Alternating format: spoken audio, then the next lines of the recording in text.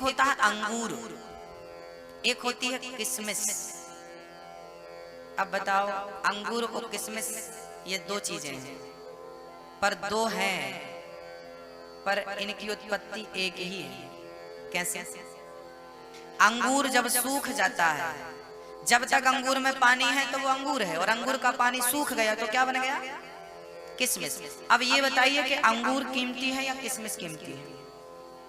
किशमिश महंगी है ना, अंगूर 50 रुपए किलो, 100 रुपए किलो, किशमिश तो 400, 500 और बढ़िया तो 800 रुपए किलो, 1000 भी हो जाए। हाँ है ना मैया जी? सोचिए, अंगूर सस्ता है और वही अंगूर सूख गया तो महंगा। अंगूर कौन है? हम सभी लोग अंगूर हैं। अंगूर मीन्स अंगूर के भीतर जल है, पानी भरा है। हम लोगों के अंदर भी पानी भरा है, कामनाओं का पानी। कौन सा पानी हम लोगों के अंदर? इच्छाओं का पानी है। और यही इच्छाओं का पानी जब सूख जाएगा तो आप क्या बन जाएंगे? वो बड़े बड़े संत जो जंगल में भजन कर रहे हैं, सारी इच्छाओं को समाप्त करके, वही तो किशमिश है। और जो अपनी अंदर की इच्छाओं को सुखा देते हैं वो किशमिश बन जाते हैं। गोपियां क्या थी? गोपियां अंगूर नहीं थी, गोपियां किशमिश थी, जिनके अंदर की सारी इच्छाएं समाप्त हो चुकी थी।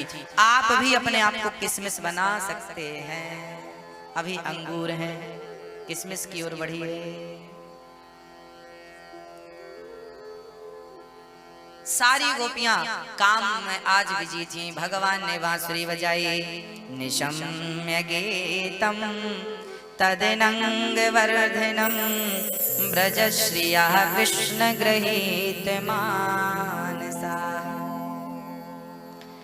सारी गोपियां काम में बिजी थी और श्याम सुंदर बंसी बजा रहे थे। गजब की बांसुरी बजती है वृंदावन बसैया की, करो तारीफ मुरली की, या मुरली के बजैया की। जहाँ ना चलता काम तीर और कमानों से, वहाँ बातें होती मुरली की तानों से। आज बंसी बजी, सारी गोपियां काम पे बिजी थी। गोधूली की बेरा थी, सायंकाल का समय था, सूर्य अस्त हो रहे थे। बस गोविंद ने बांसुरी बजाई, सारी गोपियां स्तब्ध रह गई। आज मेरे प्रियतम ने मुझे याद कर लिया। भगवान ने बंसी पर नाम पुकारा, राधा ओ राधा, ललिता, विशाखा, चंपकलता, रंग देवी, तुंग विद्या, सुदेवी, सारी सखियों का, अष्ट सखियों का नाम पुकारा। ललिता, विशाखा, आओ, आज तुम्हारा कृष्ण तुम्हें पुकार रहा है। बांसुरी बजाई, सारी सखियां काम कर रही थी। एक सखी गाय दोह रही थी। दोहंतो भी ययो काश्चित् दोहम हित्वा समुत्सुका। गाय दोह रही थी, बंसी सुनाई पड़ी, गाय को वहीं छोड़ा, दूध को वहीं छोड़ा, प्रियतम श्री कृष्ण से मिलने के लिए दौड़ पड़ी।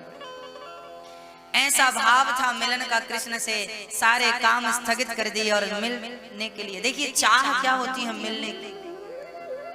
इतना प्रबल प्रेम था कि दूध का बर्तन भी सही जगह रखने की फुर्सत नहीं थी। कि दूध दोह लिया है तो कम से कम बर्तन तो रख दे दूध का, फिर जा। ना ना, बोले कहीं बर्तन रखने में देर ना लग जाए। एक सेकंड का वियोग सहन नहीं था गोपियों को, ऐसी उत्कंठा थी मिलने की। चल पड़ी सखी, गाय दूध बछड़े को वहीं छोड़कर। एक सखी आंखों में कजरा लगा रही थी, एक आंख में काजल लगा, दूसरी में लगाया ही नहीं। और बंसी सुनाई पड़ी तो आंख, हाथ में काजल लगा था, उसे पहुंचा नहीं, दौड़ पड़ी। एक सखी कंडे थाप रही थी, ओपले, गोबर, गाय का हाथ में गोबर लगा था। बंसी सुनाई पड़ी, वैसे ही चल पड़ी। एक सखी वस्त्र पहन रही थी, अभी पूरे वस्त्र पहने नहीं, जो जहां था वैसे ही पहन लिया, उल्टा सीधा, हाथ का पांव में, पांव का हाथ में, चल पड़ी। एक सखी के बारे में लिखा है कि श्रृंगार कर रही थी तो उसने बिंदिया को कान पे लगा लिया और कान के बालों को नाक पे लगा लिया। एक सखी पाउडर लगा रही थी, अब ध्यान बंसी में गया तो पाउडर की जगह काजल की डिब्बी खुली थी, तो वो काजल की डिब्बी पे हाथ लगा के पाउडर समझ के पूरे गाल पे लगा लिया। लिखा है भागवत में। अब विचार करिए कि जिसके गालों पे काजल लगा हो ढेर सारा, हाँ? और जो बिंदिया को कान पर, कान को नाक पर पहन के गई हो, और जो आधे कपड़े और कहीं का कहीं पहन के गई हो, वो दिखने में कैसी लग रही होगी? जिसके हाथ में गोबर हो, और जो अभी अभी गाय दौड़ के आई हो, हाँ, वो उसकी शकल कैसी होगी? भगवान शकल के शौकीन नहीं थे, रूप के शौकीन नहीं थे। और गोपियां भी तन का श्रृंगार कभी नहीं करती थी, क्योंकि गोपियों को पता था कि मेरे कन्हैया को तन तो पसंद ही नहीं है, तन क्या सजाना, जो उसे पसंद है वो सजाओ ना, वो मन पे ध्यान दिया करती थी। 24 घंटे उनका मन गोविंद के चरणों का चिंतन करता था, क्योंकि उन्हें पता था कि मैं जिससे मोहब्बत कर रही हूं वो तन का भूखा नहीं, वो मन का भूखा है। निर्मल मन जन सो मोहि पावा, मोहि कपट छल छिद्र न भावा।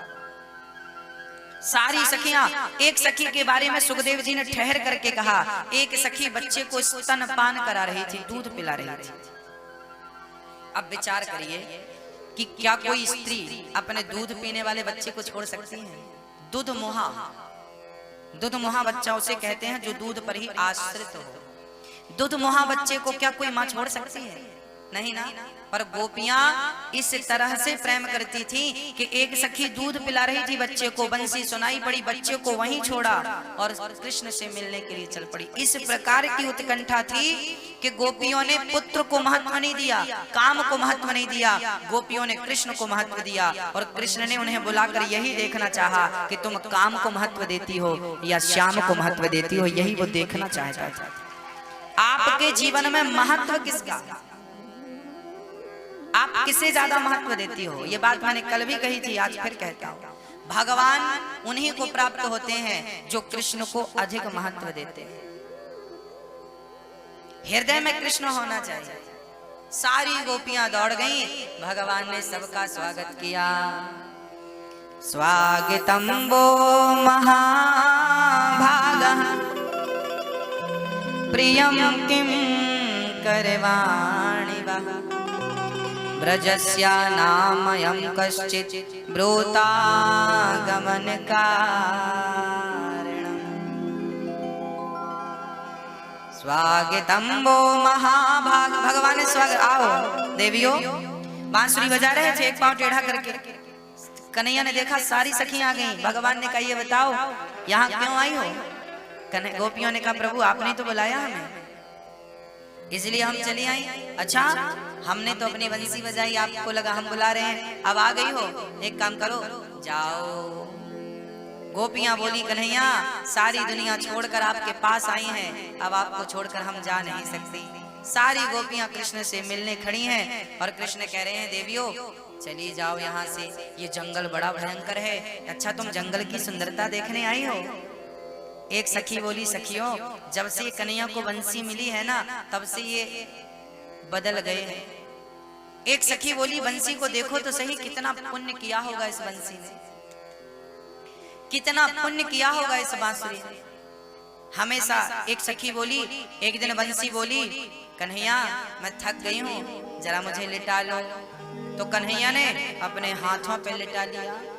बंसी बोली सुनो तकिया तो रखो, तो होठों को तकिया बना करके रख लिया और बोली गर्मी बहुत लग रही है जरा हवा तो करो, तो फूंक मारवे लगी। ये बंसी है कि कन्हैया को अपने प्रेम के जाल में फंसा चुकी है। जब से ये बंसी मिली है कृष्ण हमसे प्रेम नहीं करते, बस बंसी ही बंसी बंसी ही बंसी। तब गोपियों ने कहा बंसी जरा तू हमें बता दे कि तुमने ऐसा कौन सा पुण्य किया है जिस पुण्य के कारण कन्हैया तुम्हें अपने होठों पे सजा करके रखते हैं। बंसी से कह रही हैं बंसी ओ बंसी ओ बंसी इतना बता तूने कौन सा पुण्य किया है, खुश होकर कान्हा ने तुझको हाथों में थाम लिया है, बंसी बोलो ना। तब बंसी ने कहा कितना मीठा बंसी बोले सबके मन को भाए, दुष्ट हो या हो सज्जन वो तो नाचत नाचत आए, मुरली की धुन जिसने सुनी है मुरली की धुन जिसने सुनी है घायल वो तो हुआ है। खुश होकर कान्हा ने हमको हाथों में थाम लिया है। बंसी बोलो ना, बंसी बोलो ना। गोपियों ने कहा बंसी तुमने कौन सा पुण्य किया है? तब बंसी ने कहा कि मैं हमेशा मीठा बोलती हूँ। कैसा बोलती हूँ? बंसी हमेशा मीठा बोलती है। आप कैसा बोलते हैं? कड़वा। ऐसा बोला करो जो आपकी पत्नी को अच्छा लगे। ऐसा बोलो जो आपके पति को अच्छा लगे। ऐसा बोलो जो आपके बच्चों को अच्छा लगे। ऐसा बोलो जो आपके पड़ोसियों को अच्छा लगे। अपने वाणी से यदि आप किसी को खुश कर लेते हैं तो याद रखिए कि आपकी प्रार्थना से भगवान भी जरूर खुश होंगे, क्योंकि आप वाणी से सबको खुश करने का प्रयास करते हैं। अच्छा, मेरे पास इतने पैसे नहीं हैं कि मैं आपको पैसे से आपकी सेवा कर पाऊं। मैं आपके पांव दबाने आऊं, इतना भी वक्त नहीं है। चरण सेवा करूं, परंतु मैं मीठी वाणी के द्वारा आपकी सेवा कर सकता हूं कि नहीं? जरूरी नहीं है कि आप किसी को पैसों से मदद करिए या किसी की सेवा करिए। आप यदि किसी से मधुर वाणी बोल रहे हैं, मीठा बोल रहे हैं, ये भी आपकी सेवा है आपके द्वारा। इसलिए हमेशा मधुर बोलना चाहिए, मीठा बोलना चाहिए। अच्छा बताइए, शरीर में ऐसा कौन सा अंग है जिस अंग के घाव सबसे जल्दी भर जाता है? कौन सा अंग है वो? जिह्वा, है ना? जिह्वा ही हमारे शरीर का एक ऐसा अंग है जिसके घाव सबसे जल्दी भरते हैं। लेकिन एक बात और है कि जिह्वा के घाव तो भर जाते हैं, पर जवान के द्वारा किसी को घाव दे दिए जाएं तो वो मरते दम तक नहीं भरते। जिसके घाव जल्दी भरते हैं उसी के द्वारा किया गया घाव कभी नहीं भरता। भगवान ने आपकी जिह्वा में हड्डियां नहीं डाली, याद रखिएगा। आपकी जबान कितनी बड़ी होगी? नहीं पता? 3 इंच की। लगभग हम सभी लोगों की जिह्वा 3 इंच की होती है। किसी किसी की करोड़ों में, लाखों में एक की 4 इंच की, 3.5 और 4 इंच की भी होती है, बड़ी। आपकी जबान कितनी बड़ी है? आपकी जिह्वा से आपकी नाक आप छू पाए तो पता चलेगा। घर पे छू के देखिएगा, यहाँ नहीं। आप अपनी नाक को टच कर पाते हैं अपनी जिह्वा से? नहीं, ये दास कर पाता है। आपकी जबान शायद छोटी हो, मेरी बोलते बोलते बड़ी हो गई है। सोचिए, बड़ी जबान है इसलिए तो जिह्वा तक जाती है, नाक तक जाती है, टच होती है। मैं करके नहीं बताऊंगा, पर जाती है, अभ्यास है। सोचिए, मेरी जिह्वा बड़ी है, पर इतनी भी बड़ी नहीं है कि मैं आपका दिल दुखाऊं।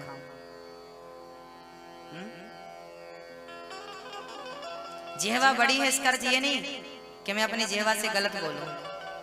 जिह्वा है, ईश्वर ने दी है तो मीठा बोलने के लिए दिया। किसी रोते को हंसाने के लिए है ये जिह्वा, किसी का सहारा बनने के लिए ये जिह्वा। कहते हैं जवान से आग भी लगाई जाती है और जिह्वा से बाग भी लगाए जाते हैं। आग लगाना है या बाग, आप अपने संस्कारों पर निर्भर है, आपके संस्कारों पर निर्भर है। इसलिए अभ्यास करिएगा, किसी का दिल ना दुखे। एक छोटी सी चर्चा सुना करके आगे बढ़ूंगा। एक राजा थे, मैं जो कहानी सुना रहा हूं बहुत ध्यान से सुनिएगा, क्योंकि मैं आपसे इसका जवाब मांगूंगा। एक कहानी सुनाऊंगा, फिर मैं आपसे इसका जवाब मांगूंगा। बहुत ध्यान से। एक राजा था। राजा, चूंकि ठंडियों का, सर्दी का टाइम था, तो राजा की सभा खुले मैदान में लगी थी। खुले मैदान में मंत्री संतरी सब बैठे थे, प्रजा भी बैठी थी। अचानक विदेश का एक जौहरी आ गया। उस जौहरी ने 2 हीरे निकाले और राजा के सामने चुनौती रख दी। राजा, ये 2 हीरे हैं, इनमें से एक असली है और एक नकली है। आप और आपके जौहरी यदि असली को पहचान लेंगे तो मैं ये हीरा आपको गिफ्ट कर दूंगा, और यदि नहीं पहचान सके तो हीरे की जितनी कीमत है उतनी कीमत का धन आपको हमें देना होगा। राजा को लगा कि जौहरियों के लिए हीरा को पहचान पाना कौन सी कठिन बात है। चुनौती स्वीकार कर ली। हीरा रखे गए, टेबल पे रख दिया गया दोनों हीरा। अब राजा ने जौहरियों को बुलाया, भाई जौहरी आओ देखो जरा। अब जौहरियों ने सारी ताकत लगा दी, पसीने पसीने हो गए, पर दोनों ऐसे थे एक से एक सा वजन, एक सी कटिंग, एक सी छिलाई, एक सी नक्काशी, एक सी चमक। जौहरी फेल हो गया। राजा साहब ये दोनों असली लग रहे थे, नकली का सवाल ही खड़ा नहीं होता। फेल हो गया। दूसरा जौहरी आया, दूसरा भी फेल, तीसरा, चौथा। राजा डरने लगे, राम राम इतना सारा धन चला जाए। राजा शर्त हार गए। बड़ी थू हो गई राजा की। बताओ जौहरी लोग हीरा नहीं पहचान सकते। तभी भीड़ से एक अंधा आदमी आया, बोला राजा मैं भी आपकी प्रजा हूं, मैं आपकी लाज जाने नहीं दूंगा। आपका नमक खाया है, आप हमारे राजा हो। राजा की इज्जत प्रजा की इज्जत और प्रजा की इज्जत राजा की इज्जत। मैं हीरे की पहचान कर सकता हूं। राजा बोले अब तुम क्यों मजाक उड़वा रहे हो? बड़े बड़े जौहरी आंख वाले तो पहचान नहीं सके, तुम तो अंधे हो, तुम क्या पहचानो? अंधा बोला आप विश्वास तो कर लीजिए एक बार। ठीक है, विश्वास किया। उस अंधे ने दोनों हीरों को हाथ में उठाया और उठाते ही पहले तो धूप में रखा हीरों को, आधा घंटे तक धूप में रहने दिया और उठाने के बाद कहा राजा साहब ये असली है, ये नकली है। अब जिसने शर्त लगाई थी, जिसके हीरे थे, वो दंग रह गया, ये सच बोल रहा है, ये अंधा है, पर इसको हीरे की परख कैसे है? सारे लोग स्तब्ध रह गए। राजा बोला भाई आप कैसे कह सकते हैं कि असली और ये नकली है? तब उस अंधे ने बड़ा प्यारा जवाब दिया, राजा साहब जो हीरा होता है ना, उस हीरे को मैंने धूप पे रखा, धूप में जो गर्म हो गया वो पत्थर था, और जो धूप में ठंडा रहा बस वही तो असली हीरा था। अर्थात जो असली हीरा होता है वो धूप में गर्म, और जो पत्थर होता है वो धूप में गर्म हो जाता है। ये पहचान है। अब मैं आपसे एक सवाल करना चाहता हूँ। कई लोगों को आपने देखा होगा बात बात पे गर्म हो जाते हैं, गर्म, गुस्सा, मुंह फूल जाता है। अब मैं आपसे पूछना चाहता हूं कि आप असली हीरा हैं या नकली हीरा है? असली हीरा वो है जो धूप में गर्म नहीं होता, अर्थात जो विषम परिस्थितियों में भी अपने आप को ठंडा रखे, वही असली हीरा है। और जो बात बात में गुस्सा दिखाए, बात बात में चिड़चिड़ाए, और वो ये कौन है? नकली है, गर्म हो रहा है। आप अपने आप को बताइए असली है या नकली है? यदि बात बात पर गर्म हो रहे हैं आप, तो मैं कह सकता हूं दावे से कि आप पत्थर हैं। और यदि आपने उस दिन कहा था 20 गालियां सुन ली, विषम परिस्थितियां, आपको कोई गाली दे रहा हो और उस हाल में भी आप ठंडे हैं, आपका दिमाग ठंडा है, आप असली हीरा है भक्तों, असली हीरा। बताइए, अपना परिचय दीजिए, असली हैं?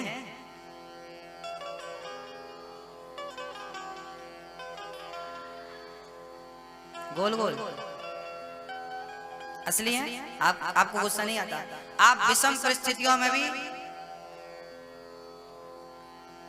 समुद्र अपनी गंभीरता कभी नहीं छोड़ता, हमें भी अपनी गंभीरता नहीं छोड़नी चाहिए। बंसी बांस की बनती है। बंसी एक दिन अपना दर्द रो रही थी।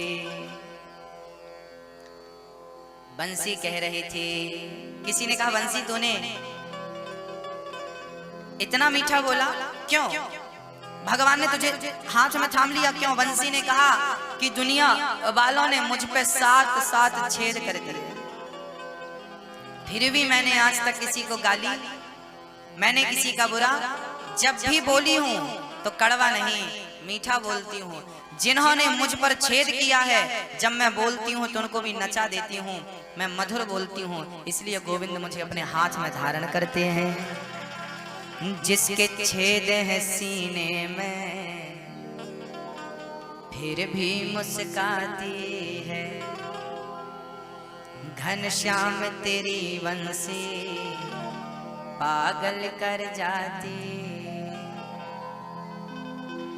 ऐ श्याम तेरी बंसी पागल कर जाती है, मुस्कान तेरी मोहन घायल कर जाती है। देखो तो जो गोरे होते तो क्या करते मनमोहन, जब श्याम रंग पर है दुनिया मर जाती है। काला होकर भी इतना सुंदर कोई है ना संसार में तो केवल कन्हैया। बिहारी जी काले, जगन्नाथ जी काले, द्वारिकाधीश काले, रंगनाथ जी काले, तिरुपति बालाजी काले, कौन गोरा है? काले थे कन्हैया पर गोरी राधा काले कृष्ण पर मरती थी।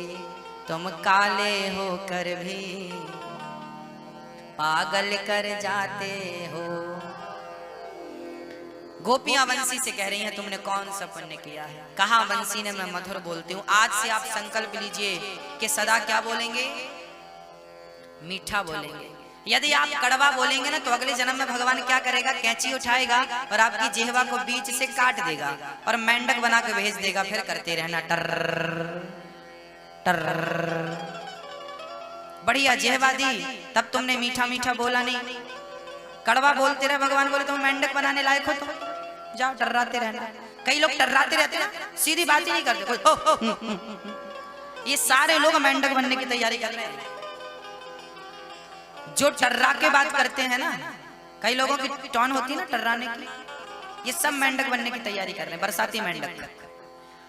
एक बार सुई तो रात को आपको आवाज आने लगेगी टर टर टर टर टर।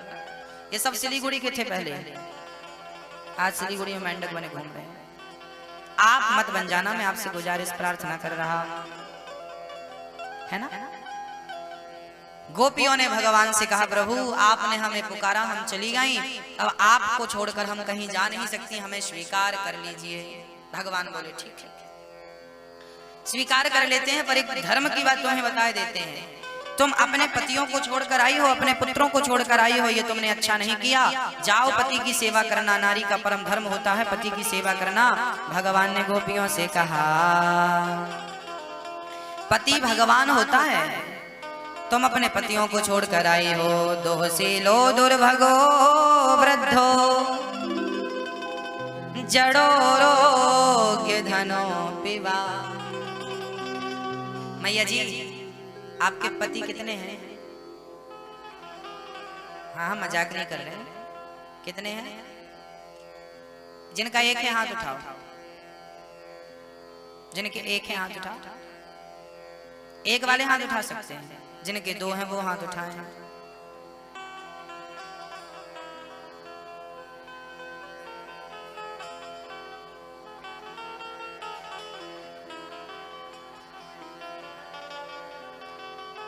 हाँ पति कितने हैं आपके? आपको नहीं पता, हम बताएंगे। आप कंफ्यूज हैं अभी तक, आप श्योर नहीं हैं, हम बताएंगे आप। एक पति वो है। अच्छा भगवान ने अधिक चीजें, आंख कितनी है? कान, हाथ, पांव, अंदर किडनियां। पति भी दो। एक पति वो है जिसने मंगलसूत्र पहनाया, मांग में सिंदूर डाला, मंडप में फेरे लिए, वो आपका एक पति है, वो पति है। उस पति के पहले भी आपका ऑलरेडी एक पति था, उस पति का नाम है आप और हम गाते हैं। आओ मेरे साथ गाओ। तुम हो एक अगोचर सबके प्राणपति, स्वामी सबके प्राणपति। किस विधि मिलो दयामय, किस विधि मिलो श्री श्याम जी, तुमको मैं को मदे। ओ जय जगदीश जातियों को छोड़ देती हो। तुम हो एक अगोचर सबके प्राण पति। ये बहुत आरती सब गाते हैं, याद नहीं, पर फॉलो कोई नहीं करना चाहता। हम सबके दो पति हैं, अर्थात स्त्री का एक पति वो है जो मांग भरता है, एक पति, अच्छा वो पति जो मांग भरने वाला है वो तन का पति है, और आपके प्राणों का, आपके मन का तो परमात्मा ही पति था और दूसरा कोई था भी नहीं, वही है आप सबका पति।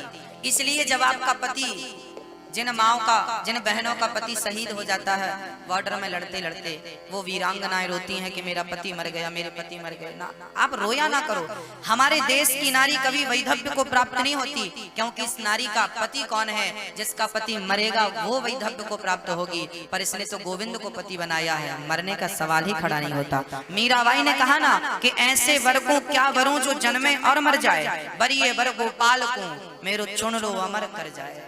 कृष्ण को अपना पति बनाया, मरने का सवाल ही खड़ा नहीं। उसके नाम की मांग भरी, जिसके नाम की मांग कभी पहुंचनी नहीं पड़ेगी। उसके नाम का मंगल सूत्र पहना, जिसके नाम का कभी उतारना नहीं पड़ेगा। उसके नाम की चूड़ियां पहनी, जिसके नाम की कभी तोड़नी नहीं पड़ेगी। तो स्त्री के दो पति होते हैं, एक ये पति, ये बिगड़ जाए तो दूसरा जिंदाबाद। ये ना सुने तो उसके दरवाजे दस्तक दे दीजिएगा, वो जरूर सुनेगा। अच्छा, ये तो रही स्त्रियों की बात। अब पुरुषों से बात करते हैं। आप पुरुष हो या स्त्री हो? जितने पुरुष बैठे हैं वो जवाब देंगे। आप पुरुष हैं या स्त्री हैं? क्या हैं आप? पुरुष हैं। पुरुष हैं ये। हम लोग पढ़ाई जो करते हैं उसमें यही लिखा है, स्त्रीलिंग पुल्लिंग। हम लोग पुरुष मानते हैं अपने आप को, बट याद रखिएगा जितने यहाँ पुरुष बैठे हैं, हम पुरुष नहीं हैं। हम सभी के भीतर एक स्त्री है। जिस स्त्री की बदौलत आप देख रहे हैं, सुन रहे हैं, खा रहे हैं, चल रहे हैं, सब कर रहे हैं, वो स्त्री का नाम है आत्मा। आत्मा पुरुष है या स्त्री है? बस ये बताओ, आत्मा क्या है? आत्मा पुरुष, आत्मा होता है या होती है? बोलो। आत्मा होता नहीं है, होती है। यदि आत्मा होती है तो स्त्री हो गई। बुद्धि होता है या होती है?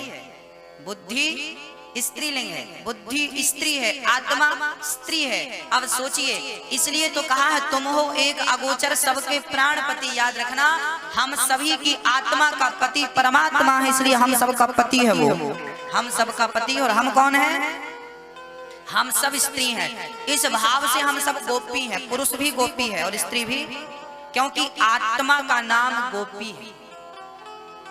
आत्मा का नाम क्या है? इसलिए भगवान ने गोपियों के संग रास रचाया। गोपी मीन्स पुरुष और स्त्री दोनों आ गए। गोपी भाव है। तो भगवान कह रहे हैं, देवियों अपने अपने पति को छोड़कर आई हो, जाओ। अच्छा, स्त्री का धर्म है कि वो पति की सेवा कभी ना छोड़े। स्त्रियों के लिए पति क्या होता है? स्त्रियों के लिए पति क्या होता है? बोलो जोर से, क्या होता मैया? परमेश्वर। अच्छा नहीं लग रहा है कहने? अच्छा लग रहा है? अच्छा लग रहा है? पति भगवान होता है। अच्छा, पति भगवान है तो क्या कभी भगवान से जवान लड़ाई जाती है? यदि पति भगवान है तो क्या भगवान से जवान लड़ाई जाती है? पति भगवान है तो भगवान की आज्ञा का सीधा पालन किया जाता है। चलिए, ये तो हुई स्त्रियों की बात। स्त्री को चाहिए कि वो पति को अर्थात पुरुष को भगवान माने, पति को भगवान माने। पुरुष का भी धर्म है कि वो स्त्री को देवी माने। जिस घर में नारी का सम्मान होता है, यत्र नार्यस्तु पूज्यन्ते रमन्ते तत्र देवता तत्रैतास्तु न पूज्यन्ते सर्वास् तत्र फला क्रिया। जिस घर में नारी का सम्मान होता है, आदर होता है, उस घर की नारी, जिस घर की नारी खुश प्रसन्न रहती है, हंसती मुस्कुराती रहती है, उस घर में लक्ष्मी माँ का, अन्नपूर्णा का वास होता है, सुख समृद्धि का वास होता है। कभी भी नारी का अपमान पुरुष के द्वारा नहीं होना चाहिए। हमेशा नारी का, कुछ पुरुष होते हैं वो नारी को अपने पांव की जूती समझते हैं, कुछ पुरुष होते हैं जो नारी को, महिला को अपने पांव की, तुम हमारे पांव की जूती हो। याद रखना, जो पुरुष इस प्रकार की थिंकिंग रखते हैं, विचारधारा रखते हैं, मैं उनसे कह रहा हूं कि नारी पांव की जूती नहीं होती, आप गलत हैं यहाँ पे। नारी पांव की जूती नहीं है, नारी सिर की पगड़ी है जो आपके वंश को आगे बढ़ाती है, आपकी लोक लाज की मर्यादा का ख्याल रखती है और आपकी नाक, आपका सिर कभी झुकने नहीं देती। ये वो नारी है जिसने आपके पुत्र को अपने गर्भ में स्थान दिया, आपका वंश। सोचिए, बेटा जब पैदा होता है तो बेटा पैदा होते ही नाम बाप का पाता है, पर पैदा किसने किया? माँ ने पैदा किया, वो बाप का बन जाता है। सरनेम किसका मिलेगा? बाप का मिलेगा। माँ का क्या है उसके पास? माँ ने पैदा किया, बड़ा कर दिया, बाद में पिता उसको अपने ढंग से चलाता है। स्त्री कम नहीं है पुरुष से, पुरुष कम नहीं है स्त्री से, दोनों एक दूसरे के पूरक हैं। गृहस्थी कैसी होनी चाहिए? साइकिल में दो पहिए होते हैं, जितना पीछे का पहिया महत्व रखता है उतना ही आगे का पहिया महत्व रखता है। स्त्री पुरुष साइकिल के, गृहस्थी के दो पहिए हैं, इनमें कौन कम है कौन ज्यादा है मैं कंपेयर नहीं कर सकता, दोनों अपनी अपनी जगह महत्व रखते हैं। इसलिए पुरुष को चाहिए कि नारी का आदर करे, नारी को चाहिए कि पुरुष का सम्मान करे। हाँ, गृहस्थ जीवन में कभी खटापटी हो जाती है, कोई बात नहीं। यहाँ पे एक सावधानी आपको रखनी होगी, जब कभी पुरुष कुछ कहा करे तो स्त्री को चुप रहना चाहिए, सहनशीलता बढ़ाओ, जमाने की मत सुनो, कम से कम अपनों की तो सुनना सीख लो। हम नहीं कहते तुम पड़ोसियों की सुनो, कम से कम अपनों की। याद रखना, अपनों की नहीं सुनेंगे ना तो आपके रिश्ते चकनाचूर हो जाएंगे। समेटना चाहोगे, समेटेंगे नहीं। बाल्टी कुएं में उतरती है ना तो झुकती है तो भर के आती है। कई बार गृहस्थी में देखा गया है मैया जी, मेरी गलती नहीं होती फिर भी मुझे सॉरी बोलना पड़ता है। ये आप लोगों ने कई बार महसूस किया होगा। कई बार आपकी गलती नहीं होती फिर भी आपको सॉरी कहना पड़ता है, माफी मांगनी पड़ती है, कभी पति से, कभी ससुर से, कभी सास से, कभी जेठानी से, कभी किसी से। गलती आपने बिल्कुल नहीं की, आप बिल्कुल कंफर्म है, फिर भी सॉरी बोलना पड़ता है। कोई बात नहीं, अब आप सॉरी नहीं, मैं क्यों सॉरी बोलूं, मैं थोड़ी गलत हूं, नहीं मैं नहीं बोलूंगा, नहीं बोलूंगा। अरे भाई, आप सॉरी बोलिए। यदि आपके सॉरी बोलने से आपके रिश्ते बच रहे हैं तो सॉरी बोलकर आप रिश्तों को बचाइए, अकड़ मत दिखाइए, रिश्ते टूट जाएंगे। और ये एक बार टूटे तो जुड़ेंगे तो सही पर गांठ पड़ जाएगी। रही मन धागा प्रेम का मत तोड़ो चटकाए, टूटे से फिर ना जुड़े, जुड़े तो गांठ। शीशा गलती से टूटता है और रिश्ते गलत फहमियों से टूटते हैं। रिश्तों में कभी गलत फहमियां मत आने दीजिएगा। सास बहू की लड़ाई हो ठीक है, पति पत्नी की लड़ाई हो ठीक है, झगड़ा करिए, लड़ाई करिए, होता है सबके घर पे, परंतु बोलचाल बंद मत करिए। यदि आपने बोलचाल बंद कर दिया तो सुलह के सारे दरवाजे बंद हो जाएंगे, फिर आपकी दूरियां बढ़ती जाएंगी, बढ़ती जाएंगी। कई बार पति पत्नी झगड़ा करते हैं और झगड़ा करके बोलचाल बंद कर देते हैं, आपस में बोलते नहीं है। झगड़ा हुआ ठीक है, पर एक जन तो छोटा बन जाओ भाई, दोनों बड़े बनोगे कैसे काम चलेगा? एक छोटे बन जाओ, एक सॉरी बोल दो, कोई बात नहीं, गलती होगी, ठीक, चलो जीवन आगे बढ़ाते हैं। थोड़ी सी समझदारी जिन गृहस्थों के अंदर होती है उनके घरों में कभी झगड़े नहीं होते, मात्र थोड़ी सी समझदारी। और याद रखना मेरी माँ, यदि आप यूं ही झगड़ा करते गए, करती रही, करते गए तो आपके झगड़े का फायदा कौन उठाएगा? आपके झगड़ों का फायदा जमाना उठाएगा। कौन उठाएगा? जमाना। अपने अपने घरन का दुख ना कहियो रोई, सुन इठले हैं लोग सब बांट न ले हैं कोई। आप लोग ना अपना दुख पड़ोसियों के घर जाके बोलते हैं, मेरी बहू ऐसी, मेरी सास ऐसी, मेरी जिठानी ऐसी, मेरी ननद ऐसी। आप रो रो के बोलती हैं, मेरी सास, मेरी जिठानी, मेरी भौजाई, मेरी बहू, मेरी ऐसी। वो पड़ोसन भी रो रो के सुनती, अच्छा तेरी ऐसी है बहू सास, वो भी रोती है, आप भी रोती हो, दोनों गले लगे।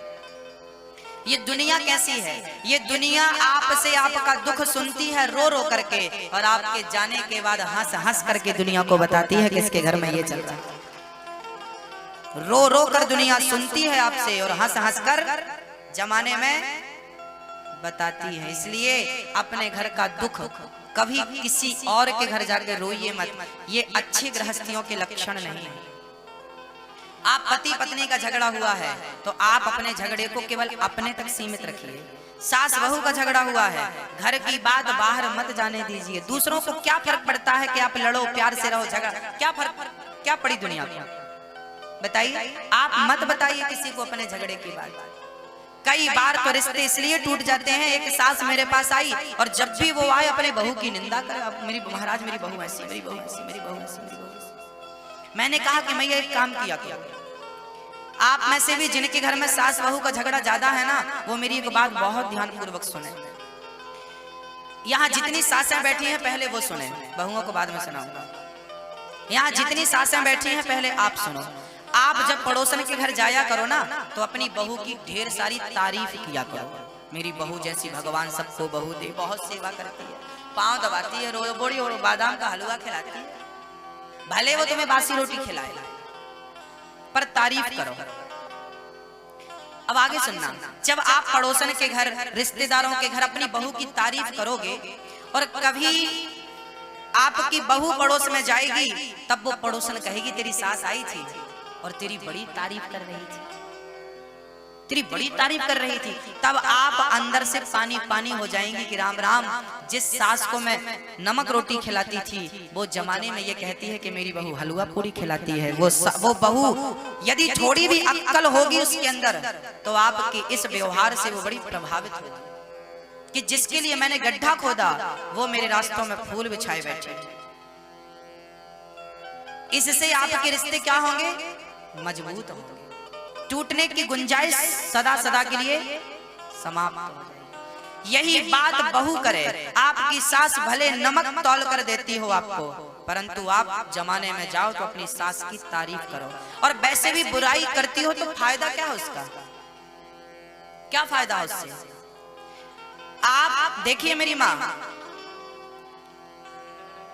कांटा जो होता है ना पांव में लग जाए तो दर्द भी देता है, पर दर्द देता है कांटा, पर दूसरे कांटे से उसी कांटों को निकाल दिया जाए तो दर्द हल्का भी होता है। जो कांटा दर्द देता है वो कांटा, जिसमें अच्छाई है उसमें बुराई होगी ही होगी, और जिसमें बुराई है उसमें कोई ना कोई अच्छाई। सास अच्छी है तो बुरी भी होगी, बहू अच्छी है तो बुरी भी होगी।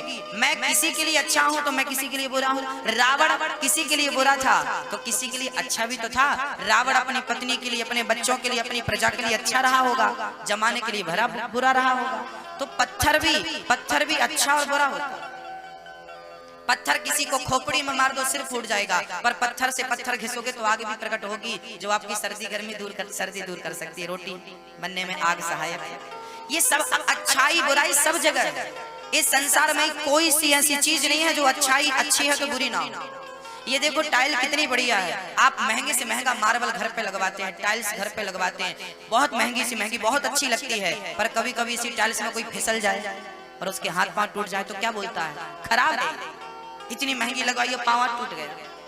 तो जो अच्छी थी वो बुरी बन गई। कौन सी चीज कब अच्छी हो जाए, किसके लिए अच्छी हो जाए, कौन सी चीज कब बुरी हो जाए, किसके लिए बुरी हो जाए, कौन जानता है। सास बहुत अच्छी है, आप जमाने से कहा करो मेरी सास बहुत अच्छी है, वो मेरी माँ है। कोई बात नहीं, आपकी सास आपको डांटती है, कुछ करती है, माँ समझ के माफ करो, माँ है तुम्हारी, माँ है वो, कोई बात नहीं। छोटी छोटी बातों में ध्यान दोगे ना गृहस्थ जीवन में तो अपने लक्ष्य की ओर नहीं बढ़ पाओगे, घर टेंशन में चलेगा। और टेंशन जिस घर में होती है ना वो घर नर्क हो जाता है, नर्क। पैसों से ज्यादा परिवार में प्रेम की जरूरत होती है। सोचिए कि आप जिठानी देवरानी है, दो भाई हैं, आपके पति दो भाई हैं। सोचिए वो घर कैसा होगा सिलीगुड़ी में जब आप अपनी देवरानी के बच्चों के लिए शॉपिंग करें, जब आप अपनी देवरानी के लिए मॉल जाएं और मॉल में साड़ी पसंद करें, किसके लिए, देवरानी के लिए, और देवरानी के बच्चों के लिए कपड़े पसंद करें। और वो देवरानी जब जाए मॉल तो अपनी जेठानी के लिए पसंद करे साड़ी, और जेठानी के बच्चों के लिए पसंद करे। बेटा जाए तो पिता के लिए कपड़े पसंद करे, पिता जाए तो बेटे के लिए कपड़ा पसंद करे, छोटा भाई जाए तो बड़े भाई के लिए कपड़ा पसंद करे, बड़ा भाई जाए तो छोटे भाई के लिए कपड़ा पसंद करे। सोचिए वो घर घर होगा या स्वर्ग होगा जहाँ लोग एक दूसरों के बारे में सोचते हैं। अपने बारे में ना सोचा जाए, अगर दूसरों के बारे में सोचा जाए। आप 4 सदस्य हैं घर में, 6 सदस्य हैं घर में, यदि आप अपने बारे में ना सोच के सामने वाले के बारे में सोचे और सामने वाला भी अपने बारे में ना सोच के आपके बारे में सोचे, तो सोचिए आपके घर का प्रेम कैसा होगा, माहौल कैसा, वो घर क्या है। याद रखना मेरी माँ, घर में सोना चांदी फिट कराने से, घर को लग्जरी बनाने से घर घर नहीं होता। जिस घर में प्रेम होता है परस्पर, वही घर घर होता है, वही स्वर्ग होता है। भले वो खपड़ों का मकान हो। खपड़ा जानते हैं? खप्पड़। आपके घर पे खप्पड़ हो लेकिन प्रेम हो तो वो स्वर्ग है। और आपका लग्जरी हो, सोने चांदी के महल हो, और आपके घर में परस्पर प्रेम नहीं है, तो वो घर नरक है। पति पत्नी का ख्याल रखे, पति पत्नी के बारे में सोचे, पत्नी पति के बारे में सोचे, एक दूसरे से बड़ा प्रेम करे, निष्काम निष्कपट निश्चल प्रेम हो परस्पर। राम का जैसे सीता से था, सीता का जैसे राम से था। पत्नी बनो तो सीता का चरित्र जरूर पढ़ना, पति बनो तो राम का चरित्र जरूर पढ़ना, माँ बनो तो कौशल्या का चरित्र जरूर पढ़ना, पिता बनो तो दशरथ जी का चरित्र जरूर पढ़ना। किसी की सेवा करने का मन जागे तो लक्ष्मण का चरित्र जरूर पढ़ना, सेवा भाव जागे तो हनुमान जी का चरित्र जरूर पढ़ना। हाँ, किसी से आप दुश्मनी निभा रहे हैं तो एक बार रावण का चरित्र